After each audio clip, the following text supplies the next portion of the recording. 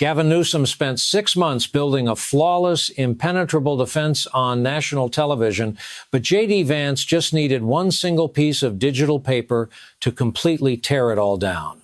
For 6 long, uninterrupted months, every single question about Gavin Newsom's handling of the violent riots outside the Immigration and Customs Enforcement facilities in Los Angeles was instantly labeled as right-wing extremism. Every investigative journalist who dared to ask about the sudden lack of police response was publicly called a partisan hack. Every political inquiry was dismissed as a bad faith attack. Every congressional investigation was called a desperate political witch hunt. And not one single internal document, not one single email, not one single memo was ever produced by the state to settle the debate.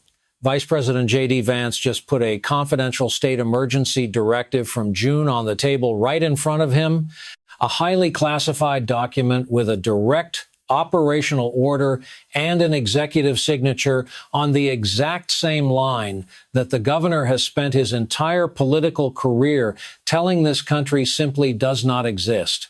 He read the signature out loud. The governor has not spoken publicly since that moment. I want to name exactly what this is before the breakdown begins. Gavin Newsom sat at the debate desk with his back perfectly straight, his chin perfectly level, and his hands resting on the table at exact equal distances from the microphone. It was the precise geometry of a person who has been photographed, filmed, and broadcasted from this exact angle enough times to know that physical symmetry reads as absolute composure, that composure reads as total innocence, and that innocence is incredibly useful when the difficult questions are about to start. His hair was perfectly styled, a testament to expensive media consultants, leaving not a single strand to chance. His tailored suit jacket sat flawlessly on his shoulders. And his voice, when he finally spoke, did not waver even a fraction of an inch. Each word arrived on the exact same frequency, at the exact same measured volume, exactly the way a well-oiled machine produces identical, flawless parts for an assembly line.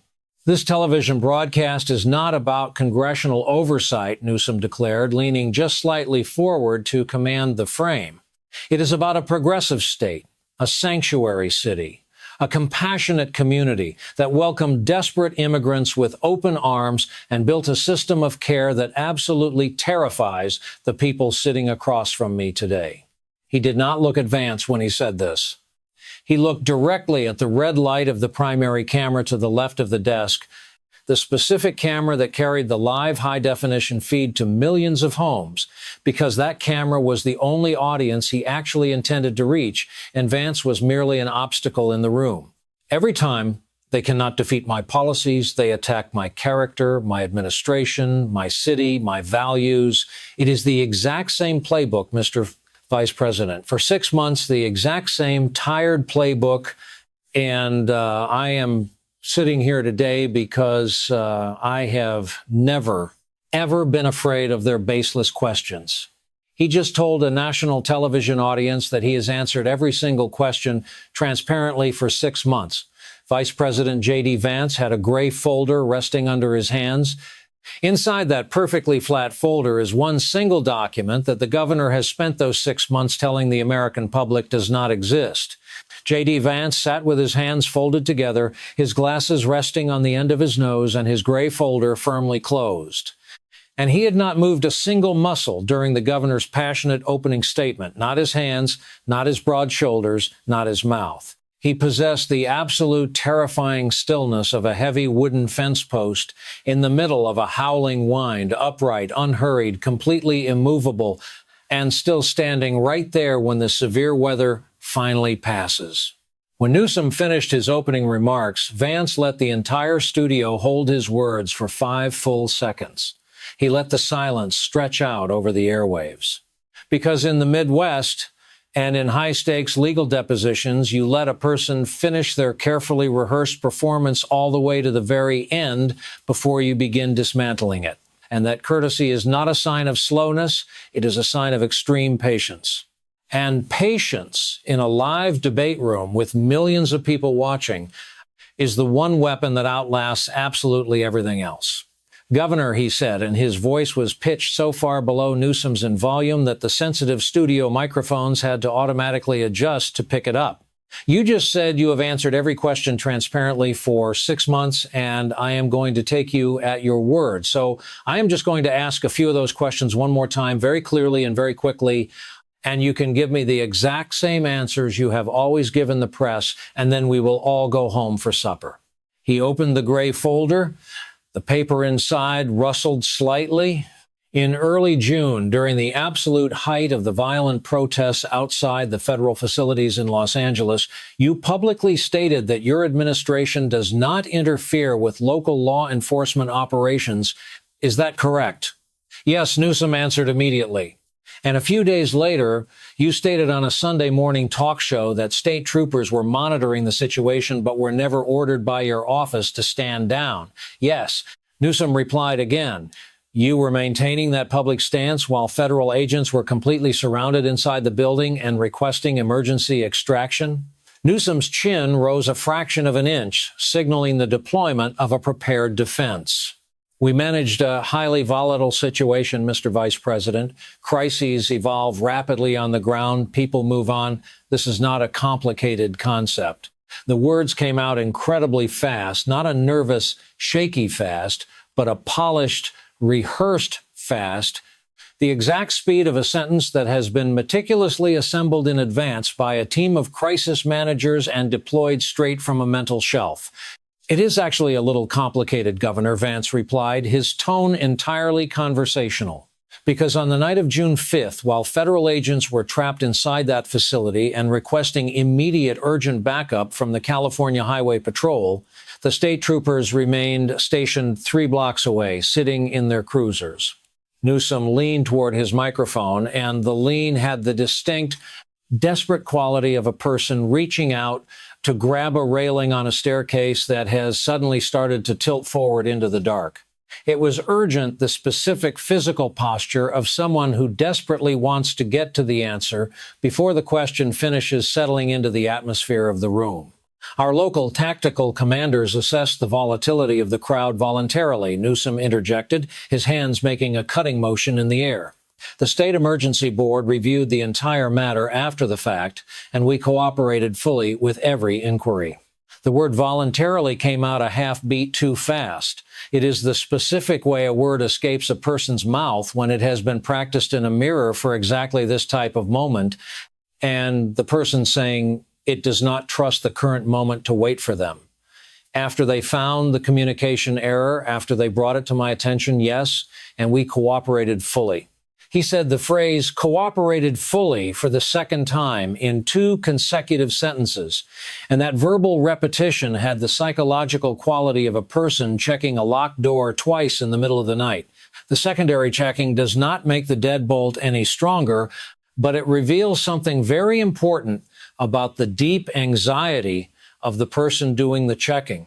His perfectly manicured hand moved to the very edge of the studio table, not gripping the wood tightly, but blindly finding the edge the exact way a person's hand finds a wall in a room where the lights have suddenly begun to flicker out. Managing massive civil unrest creates profound operational complexities that the rigid federal system was simply not designed to accommodate, Newsom continued, attempting to regain his rhetorical high ground. I would think an administration that constantly claims to support local communities and states' rights would understand that basic reality. The sentence was aimed directly at Vance like a sharp finger pointing at the wrong suspect in a police lineup. Sharp, certain, incredibly aggressive, and directed at someone who was completely unaffected by the accusation being pointed at them. Vance let the statement land. He did not contest the political philosophy. He did not flinch or redirect the conversation or raise his voice to counterpunch. He simply nodded once, the steady way a man nods when the waitress brings the check, and the total amount is exactly what he expected it to be. That is a fair political philosophy, Governor. Emergency crowd control is indeed very complicated. I will absolutely give you that. He turned the page inside his folder, and the turning of the paper was entirely unhurried, and that deliberate unhurriedness was the actual devastating response. Now, regarding the California Highway Patrol, the specific agency that reports directly to your executive cabinet, what is their operational relationship to you during a declared state of emergency? They report to the commissioner, who then reports to my office. Newsom answered smoothly. We coordinate our responses. Did you order them to stand down? The change in Newsom's face was not a large theatrical gasp. It was the sudden, involuntary tightening of two small muscles right along the jawline, the masseter muscle pulling the mandible a single millimeter upward, the kind of microscopic movement a high-definition camera catches but a written transcript never records, the kind of involuntary movement a human body makes right before the brain has fully decided what the mouth is going to say. That is a disgusting partisan lie, he said, and his voice had noticeably gone up in pitch by a half step, sounding exactly the way a steel cable tightens when a massive weight is suddenly dropped on the other end.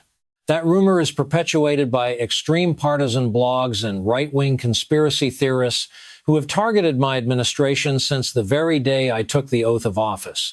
I have addressed this publicly. I have addressed it under oath in written statements. And I will not sit here on national television and dignify. Governor, I did not ask you about right-wing blogs. Vance's voice had not changed at all. It had not gone up in pitch or down in volume or sideways in emotion. It sat exactly where it always sat, low-level, steady, and unbothered.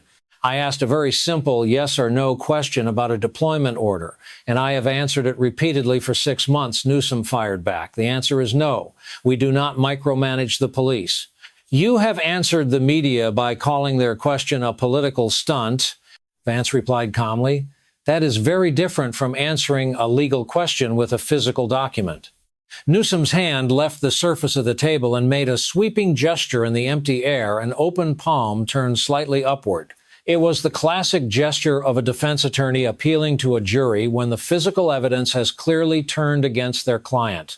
It is the gesture of someone who has completely run out of factual exhibits and is now desperately asking the room to feel what they cannot actually prove.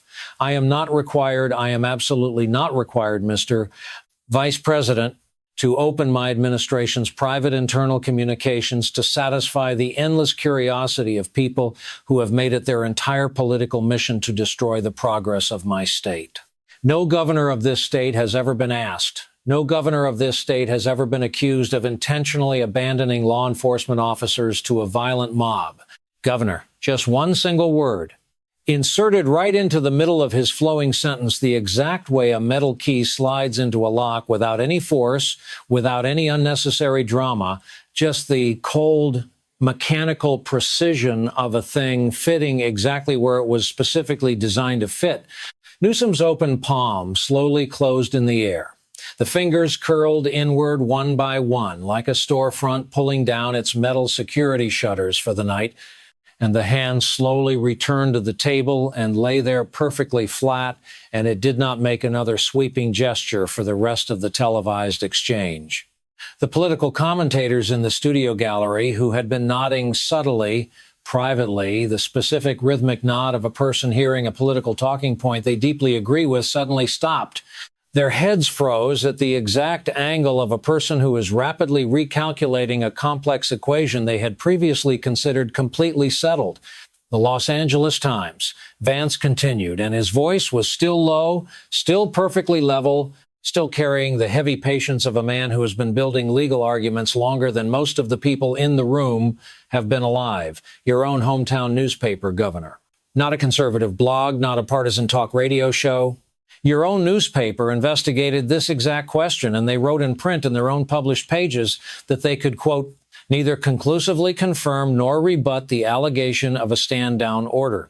He looked up, peering straight over his glasses at Newsom. Your own friendly media tried to clear your name, sir. They wanted to clear you. They could not do it because you completely refused to give them the internal documents. The Los Angeles Times is welcome to report whatever opinions they like. Newsom's voice had finally found a different version of its footing. It was not the original footing, not the razor-sharp, confident frequency he had opened the debate with, but something much thinner, something tighter, The way a thick rope sounds entirely different at the exact same tension when it has been bearing too much weight for far too many hours. Journalists who traffic in unverified partisan conspiracy theories do not automatically become credible just because they happen to work for a mainstream newspaper. So the Los Angeles Times is now spreading right-wing conspiracy theories? Vance asked softly. I did not say that, Newsom snapped back. His chin dropped a fraction and then immediately came back up, a rapid micro-correction, the physical body betraying a flinch that the conscious face was desperately trying to deny, the kind of rapid movement a person makes when they hear their own words played back to them and realize, a second too late, exactly where the logic naturally leads. You just said journalists who ask this question are trafficking in rumors. The Los Angeles Times asked this exact question. Vance's hands were still perfectly folded. His voice was still incredibly low. I am just a country lawyer, sir. But in my courthouse, if a politician calls the question a rumor and a journalist asks the exact same question, then by your own definition, the journalist is spreading the rumor. That is how basic logic works, or at least it used to. You are completely twisting my words, JD. The accusation came out fast, way too fast. The speed of a desperate sentence that arrives before the actual thought behind it has finished forming in the brain the way a boxer throws a wild, swinging punch after they have already lost their footing on the canvas. I am literally reading your own words back to you, sir. There is a massive difference. He pulled one more single page from the gray folder. In June of 2024, exactly 12 hours before the clash at the federal building escalated into a riot, an internal email account identified as belonging to your chief of staff posted a critical operational update. A message sent directly to the Highway Patrol tactical commanders. He read from the printout, his voice entirely flat and specific. The text did not say monitor the situation. It did not say evaluate the crowd dynamics. It did not use any of the standard operational codes for emergency response. The text said, quote, stand down. He set the printout gently on the table and let the phrase sit alone in the air, stand down. That is what your executive office told the heavily armed state troopers while federal agents were physically trapped inside a burning building. Internal emails are not official executive directives, Vice President. Newsom's hand was moving again, not reaching for the water glass, not touching the table's edge, but moving to his own wrist, where his fingers found the inside of his left forearm and pressed down hard. It was a grounding gesture, the involuntary physical action of a person whose body has begun managing its own rising panic without waiting for permission from the person inside it. Staffers use casual shorthand language in high-stress environments that do not translate directly into formal operational commands. Stand down is not a casual term, Governor. In any law enforcement agency I am aware of, it is a direct, undeniable operational order. It means do not engage. It means do not rescue. You are not an expert on California law enforcement emergency protocols, JD. The sentence arrived with the particular desperate force of a gambler playing their absolute last card and knowing full well it is not the winning suit loud enough to mimic the sound of genuine confidence, but short enough to immediately betray that there was absolutely nothing solid backing it up. He had reached for bureaucratic protocols the exact same way a drowning man reaches for a floating piece of driftwood. Not because a piece of driftwood will actually save you from drowning, but because it is literally the only thing left floating on the surface of the water. No, sir, I am not an expert on your protocols. Vance nodded, the steady nod of a prosecutor who has just been handed a weak objection he entirely expected and has already drafted the perfect overrule for in his mind. But the phrase stand down is plain English.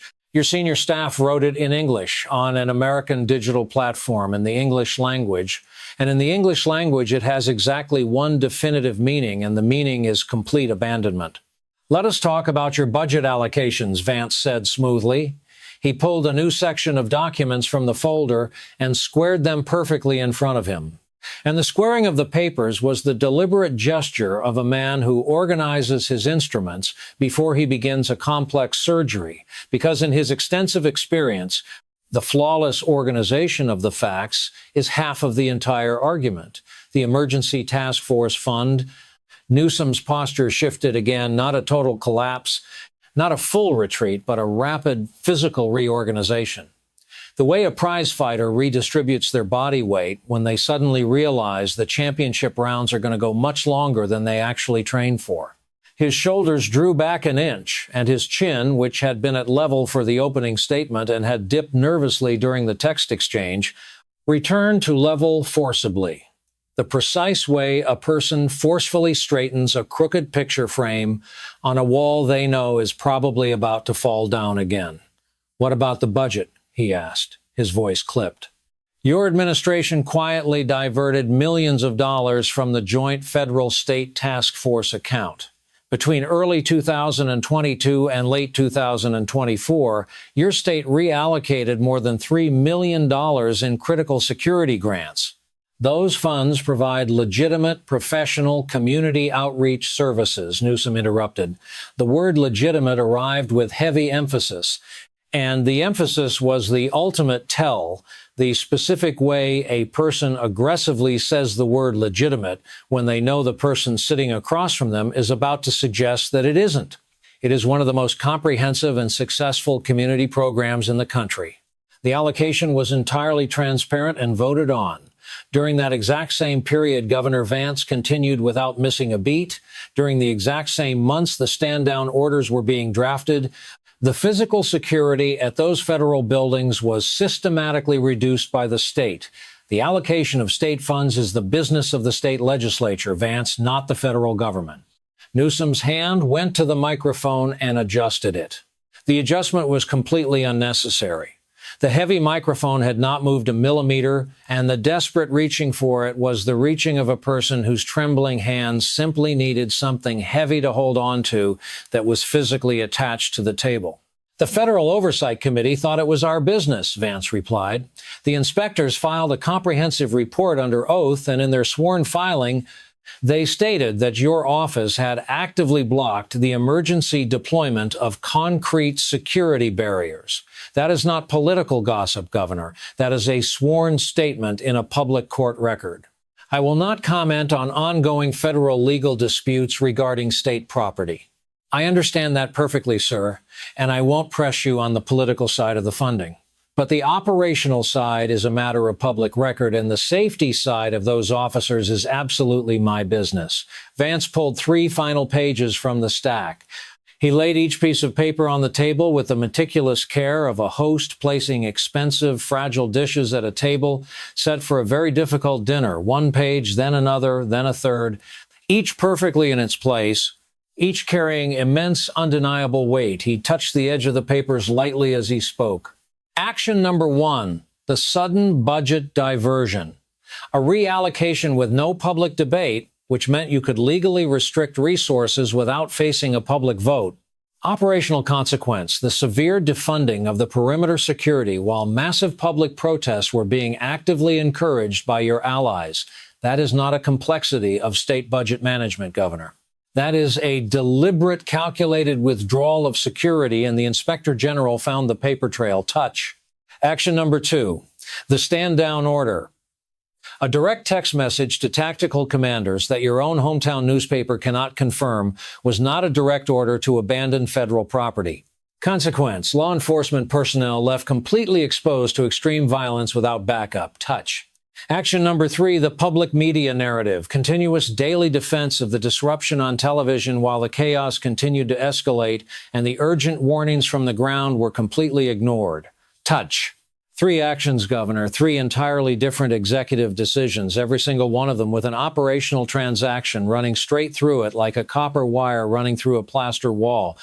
That is an outrageous. Newsom's voice began to climb rapidly, and the climbing had the terrifying quality of a person standing on a tall ladder that is slowly leaning away from the wall. The higher his voice went, the less stable the structure beneath him became, and the entire studio could hear the growing instability in the pitch in the vowels that were stretching thinner and thinner with each passing syllable.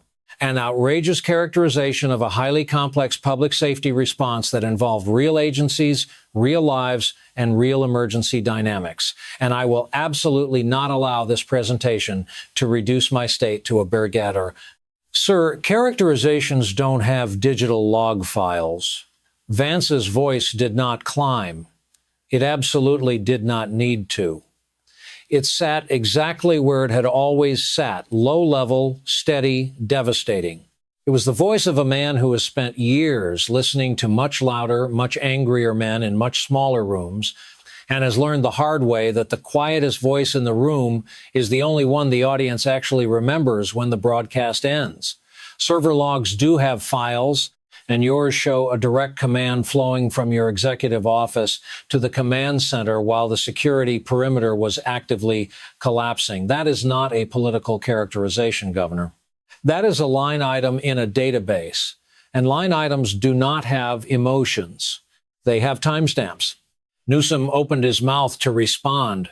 The muscles of his jaw heavily engaged, his shoulders squared up, his entire body rapidly assembling the physical posture of a massive counter-argument, but the counter-argument simply never arrived. His mouth slowly closed. His shoulders settled back down in defeat, and what the silent room saw for just a fraction of a second was the face of a man who had confidently reached for his weapon and found the holster completely empty. Vance calmly folded his hands. 3 decisions, 3 electronic trails. Where I come from, Governor, we would call that an operational stand-down. Vance reached beneath the gray folder and brought out one final single page. He held it with both of his hands for the very first time all evening, and the entire room registered the subtle change in body language, the exact way a room registers when a senior surgeon picks up a medical chart with both hands instead of just one. Governor Newsom, for 6 months, you have told this entire country that no document exists connecting your office to the direct command to withhold aid. Because no such document exists, Newsom shot back. His voice was entirely flat. Now, not sharp, not climbing, just flat. The terrifying flatness of a performer who has run through his entire rehearsed repertoire and arrived at the very last available note on the piano.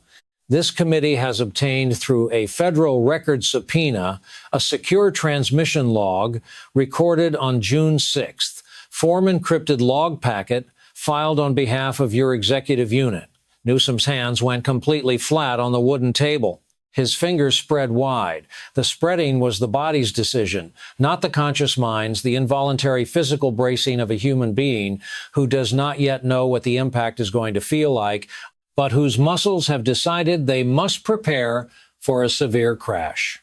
Vance read the logs. He read them at the deliberate, steady speed of a court reporter taking dictation, each timestamp a separate sound, each sound given its own dedicated space in the silent room. The sender, the recipient, the message text.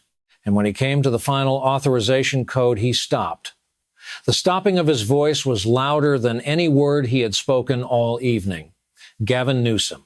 He looked up over the rims of his reading glasses, and his eyes found Newsom's. And for the very first time all night, Newsom did not look away. Vance set the page gently on the table. The paper made a small, sharp sound when it touched the wood, the sound of a truth arriving that had been in transit for 6 long months. Same server, same timestamp, same authorization, source of command for the stand-down, the executive office. A pen fell from someone's hand on the press row in the back. Nobody bent down to pick it up. The studio lights above the desk hummed at a low frequency that had been there all evening, and that nobody had heard until this exact moment of pure silence. For 6 months, Governor, you have told this country this document does not exist. I have never seen that specific log entry. His voice had completely changed register lower, much faster. The panicked pitch of a person who is no longer delivering a political speech, but desperately answering a legal question he never expected to face on live television. I question its authenticity. It was generated automatically by the network security system, sir, subpoenaed from a federal cloud warehouse, authenticated by your own cybersecurity team. Vance's voice was quiet, And it says in black ink on a government form that your office authorized the command. That document, if it is authentic, that document does not. His sentences began arriving without any endings, each one launching in a new direction and violently hitting the exact same brick wall, like a bird repeatedly hitting the same glass window from different angles. Each impact producing the exact same dull sound and the exact same tragic result. His hand left the table and made a gesture that was much smaller than the grand ones before, the fingers curling inward, the hand retreating from the air as if the air itself had become something that would not hold his arm up. The circumstances of state crisis management are enormously complex, and automated system logs from months ago do not necessarily reflect. He stopped. He had been building toward a long, convoluted sentence that would explain why the log said authorized without actually admitting that it was true. And the entire room could see the exact moment he heard his own argument approaching its logical conclusion and realized exactly where it led to admitting that the log said one thing and his reality was another, which meant either the automated system log was a complete lie or his 6 months of public denial were a lie, and both doors opened onto the exact same dark room. Sir. Vance's voice was very quiet. The quietness was not gentle. It was the cold quietness of a steel trap finally snapping shut. Are you saying the system log is wrong, that your office did not authorize the code? I am saying that the circumstances, because if you are saying the document is wrong, you are saying your own IT department committed a federal offense under penalty of perjury, and that, Governor, is a serious legal violation. The room held perfectly still. The word violation sat heavily in the air the way a stone sits at the absolute bottom of a deep, well-heavy, immovable, not going anywhere. Newsom's mouth opened. The very beginning of a word formed on his lips, the first millimeter of a sound that could have been an excuse or a defense or the word he had used 1,000 times before, the word that started with P and ended with partisan, the word that had safely closed every door he had ever needed to close. And then his mouth simply shut tight, and the word stayed inside his throat. It stayed inside because the document was sitting right there on the table, the system log, black ink, government verification, his name and his office's code on the exact same line in the exact same file. And he knew, with the crystal clarity of a politician who has survived decades by choosing exactly the right word at exactly the right moment, that calling the log a partisan attack would not make the timestamp unappear, that documents are incredibly patient things. They sit inside digital databases for months, and they do not care what anyone calls them, and they do not go away. His left hand rose from the table incredibly slowly, as if the arm were moving through something much heavier than air. 2 fingers came to rest gently on his lower lip, not covering his mouth, not fully hiding it, just pressing lightly against the skin, holding something back behind his teeth that desperately wanted to escape and absolutely must not come out. The commentators in the gallery, the ones who had confidently nodded during Newsom's speech, who had sat up straighter when he talked about local rights, who had been, for the first part of this broadcast, his primary audience, were no longer looking at him. They were looking at the document, at the log, at the authorization code. They were looking at the paper the exact way a jury looks at a murder weapon rather than at the defendant the weapon belongs to. And that collective shift of their gaze from the man to the paper was a final verdict that required no judge to announce. I have nothing further to say at this time. 10 words, the coldest, emptiest sentence he had ever spoken. No grand rhetoric, no partisan fire, no attacks on conservative cruelty, just a lawyer's desperate sentence, the exact sentence defense counsel had told him to say if everything completely fell apart. The distinct sound of an untouchable politician suddenly becoming a legal defendant live on camera in front of a country that had been asking the exact same question for 6 months and had for the first time received an answer that was not a deflection or an accusation. Vance stood. He walked the length of the table slowly, the way a man walks a property line he has known his entire life, counting milestones with his fingers. Each one a boundary, each boundary a solid fact. June 5th, a direct text message to commanders. Touch. June 6th, the public defense of the delay while the violent incident unfolded. Touch. The reallocated funds, the significantly reduced security barriers. Touch. The internal denials, months after the stand-down was officially implemented. Touch. He arrived at the last page, the transmission log. He rested his finger on it longer than the others, long enough for the high-definition cameras to find the gesture, long enough for the millions of viewers at home to clearly see what was on the page. June 6th, a secure system entry, your exact office code, your direct authorization. He turned. He looked at him across the long desk and the white line of documents scattered between them. 4 pages, 4 dates, a massive digital trail that stretched from his side of the table to the governor's like a paved road leading to a place neither of them could pretend didn't exist anymore. 4 dates, a clear timeline, and not one of these actions exists without an official record permanently attached to it. He took off his glasses, folded them with the deliberate care of a man closing a thick book he has finally finished reading, set them on the table beside the log, and the click of the metal hinges carried in the quiet the exact way a latch carries when a heavy door closes for the very last time. You called it a partisan witch hunt, Governor. For 6 months, every valid question was labeled an attack. Every journalist who asked was called a hack. Every investigation was a political stunt. And for 6 months, this piece of paper was sitting quietly in a secure database, gathering digital dust in the dark. Nobody pulled the log. He sat down, folded his hands, and said words that were quieter than everything that had come before them and infinitely louder. Somebody asked for the credentials. The video clip hit 40 million views in 48 hours. They called it the log files, and the short version, 40 seconds of Vance reading the code, followed by the governor's fingers pressing his lower lip, and the 10-word sentence of surrender that followed circulated absolutely everywhere. Because the silence in it was not the normal silence of a person who had simply lost a political debate. It was the profound silence of a person who had finally been found out. The House Oversight Committee immediately announced a formal sweeping investigation into the communications. The State Assembly opened an urgent inquiry into the operational directives sent to the Highway Patrol. Lawmakers posted one simple sentence online: somebody pulled the logs open. 3 members of the state delegation released carefully worded statements within 48 hours.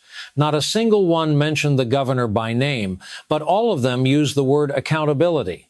That evening, an officer sat in a small, cramped apartment in Los Angeles and watched the long version of the debate on his laptop. He had been on duty that terrible night. He had waited hours for the backup that never arrived, hours of holding the physical line while the radio remained completely silent. He had done everything right, followed the protocols, stood his ground behind a plastic shield because that was the duty. Follow the orders, hold the perimeter, protect the city.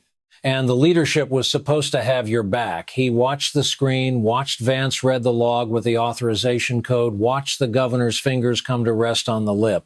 And he did not feel a sudden rush of vindication or anger. He just felt the bone-deep, overwhelming tiredness of a man who had stood in the line of fire, who had followed every protocol, and who was now watching someone who had allegedly ordered the stand down spend 6 months calling anyone who noticed a partisan hack. He closed the laptop.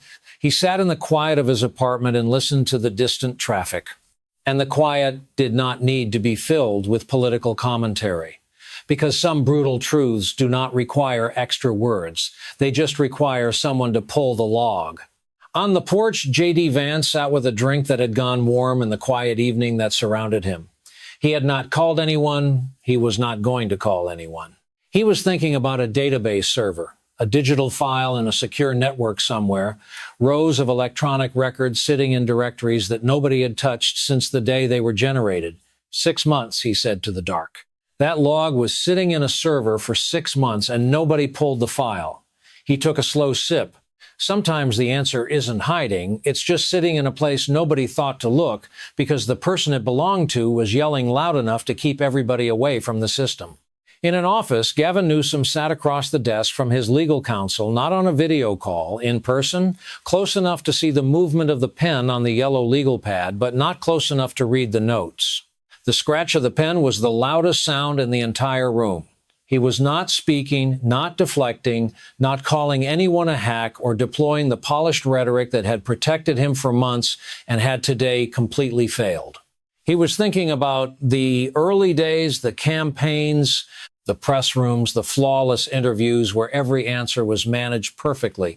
He had come from a world where narratives could be shaped and the past could be redefined because the past was simply made of headlines. He had come to a moment where data lasted forever and records sat in system logs under digital security, and the past did not disappear just because a person changed the subject on television. He wondered, sitting in the office with his counsel and the scratch of the pen, whether the road ended here, this desk, this legal pad, and a system log from June that he had believed truly, deeply, had been permanently overwritten. The data does not vanish. It sits in a database, patient, silent, waiting in the dark, and somebody eventually pulls the log. 3 decisions, 1 system record from June with the authorization code. He called it a political stunt for 6 months. The document was there the whole time. Subscribe. Leave 1 word in the comments. Documents. Share this with someone who respects the truth.